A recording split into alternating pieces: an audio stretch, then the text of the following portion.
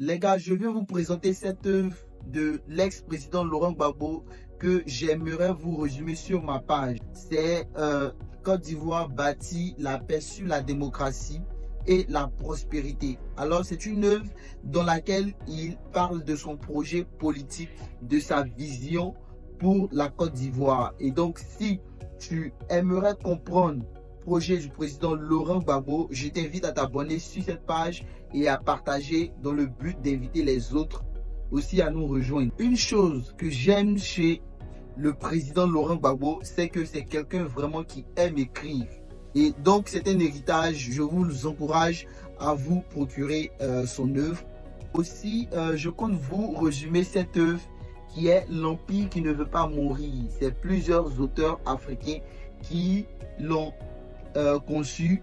Voilà, il parle de la France-Afrique. Comment est-ce que après des années d'indépendance, la France continue de régner de façon voilée en Afrique?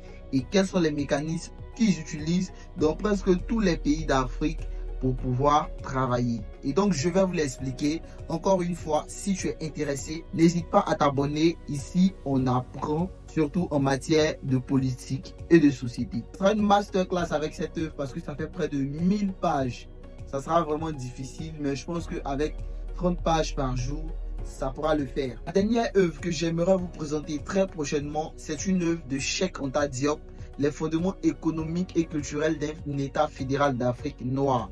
Alors, tu as déjà entendu parler de Cheikh Anta Diop, mais tu n'as jamais pu lire une seule œuvre de lui. Je l'explique sur cette page. C'est une œuvre dans laquelle il parle de l'unité africaine. En fait, Cheikh Anta Diop est quelqu'un qui a toujours milité en faveur d'une unité africaine. Parce que pour lui, étant unis, on pourra ensemble bâtir quelque chose de fort. C'est pourquoi il parle de État fédéral d'Afrique. Comment est-ce qu'un État fédéral d'Afrique pourra construire et bâtir une économie et une culture?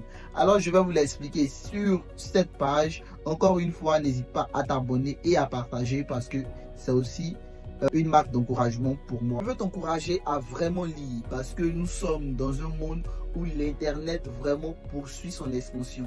Et donc avec internet, chacun a la liberté d'expression. Et donc les gens n'hésitent pas à raconter ce qu'ils veulent dans le but, voilà, de se faire voir. Et donc pour ne pas être en proie des préjugés, je pense que c'est important de lire.